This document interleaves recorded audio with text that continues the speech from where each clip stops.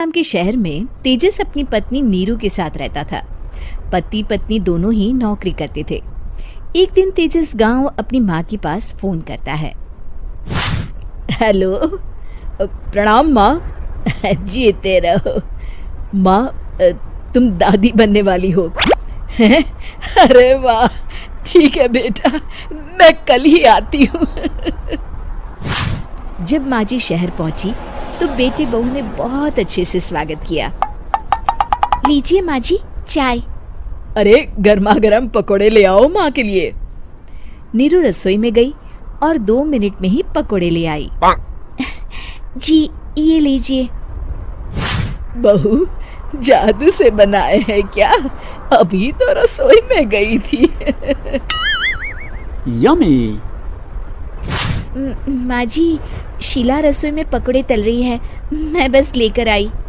हे भगवान, मेरा धर्म भ्रष्ट कर दिया तूने। अब तो गंगा जल से शुद्धिकरण करना होगा।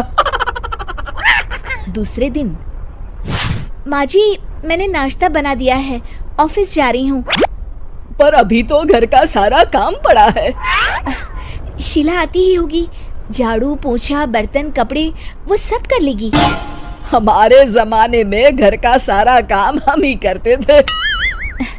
जी माँ जी, आप बहुत होशियार हैं, मैं घर ऑफिस दोनों नहीं संभाल पाती। तो जरूरत क्या है घर से बाहर जाकर चाकरी करने की? वैसे भी घर का काम खुद करने से घर में बरकत आती है, समझी? पर माँ जी। पर वर कुछ नहीं, इस महीने की पगार मिले फिर ऑफिस बंद। हाँ। रात को नीरू तेजस से कहती है, सुनिए जी, माँ जी बोल रही थी कि मैं नौकरी छोड़ दूं। वैसे ठीक ही तो है, अभी तुम्हें आराम की जरूरत है। फिर भी आराम कहाँ, शीला को छुड़ाने के लिए बोल रही थी। तो अब 24 घंटे में इतना काम तो कर ही सकती हो। पर जॉब पसंद है मुझे, घर पर मन नहीं लगेगा। अगले दिन जब दोनों ऑफिस के लिए निकल रहे थे, मेरी तो कोई कीमत ही नहीं है इस घर में। माँ जी, आजकल महंगाई बहुत है, रहन सहन भी बदल गया है, दोनों नौकरी करते हैं तभी ठीक रहता है।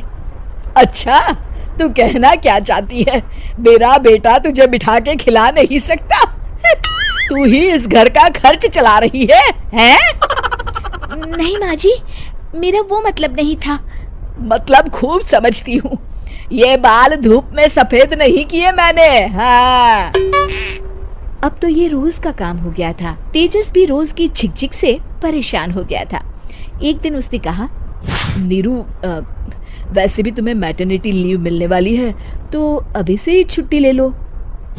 पर क्या, मेरी सैलरी अच्छी खासी है। आखिर नीरू ने रिजाइन कर दिया। जब बच्चा हुआ तो घर में सब बहुत खुश हुए। कुछ दिनों बाद तेजस फाइल देख रहा था। क्या हुआ तेजस, कुछ परेशान लग रहे हो? हाँ, वो हमारी जितनी सेविंग्स थी वो तो हॉस्पिटल में और छठी के फंक्शन में खत्म हो गई है नीरू। और अभी वैसे मंदी चल रही है तो मैं बोल रही थी कल मुन्ना को हेपेटाइटिस का टीका लगवाना है।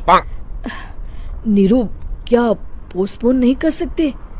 नहीं जी, बिल्कुल नहीं। अब तेजस को समझ में आ रहा था कि उससे गलती हुई है। पैसों की कमी का असर घर के माहौल पर भी पड़ रहा था। अगले दिन, बेटा मेरा चश्मा और ये दवाइयाँ ले आना, पर्चा देते हुए माँ जी ने कहा। जी। तेजस, मुन्ना के लिए दूध का डिब्बा और डायपर भी ले आना, और ये किराने के सामान की लिस्ट है, इसे भी लाना है। तेजस गुस्से में लिस्ट मरोड़कर फेंकता है और चिल्लाता है, पैसे क्या पेड़ पर उगते हैं? ये ले आना, वो ले आना। अरे पर ये जरूरत का सामान ही है। वो गुस्से में बिना कुछ कहे ऑफिस चला गया। अरे लंच तो ले जाइए। नीरू दौड़कर डिब्बा पकड़ाती है। एक दिन खाना खाने के बाद, नीरू, अब तो मुन्ना कुछ बड़ा हो गया, तो अब तुम वापस ज्वाइन कर लो ना जॉब। पर इस रिसेशन में जॉब मिलना बहुत मुश्किल है। ट्राई तो करो। फिर मुन्ना? माँ जी है ना, और एक फुल टाइम मेड भी लगा लेंगे। पर माँ जी, उन्हें तो पसंद नहीं। तभी माँ जी वहाँ आ जाती है और प्यार से नीरू के सर पर हाथ फेरते हुए बोलती है, अब मेरी समझ में आ गया बहू, पहले के और अब के समय में अंतर है। तुम काम शुरू करो, मुन्ना की जिम्मेदारी मेरी। मेरी प्यारी माँ जी। ये कहकर नीरू उनके गले लग गई। शिक्षा, परिवर्तन संसार का नियम है, हमें भी समय के साथ चलना चाहिए। उम्मीद है कि आपको हमारी ये कहानी पसंद आई होगी। कृपया हमारे चैनल को सब्सक्राइब करें और सभी अपडेट्स के लिए बेल आइकन जरूर क्लिक करें। और हाँ, वीडियो लाइक और शेयर करना मत भूलिएगा। Bye bye.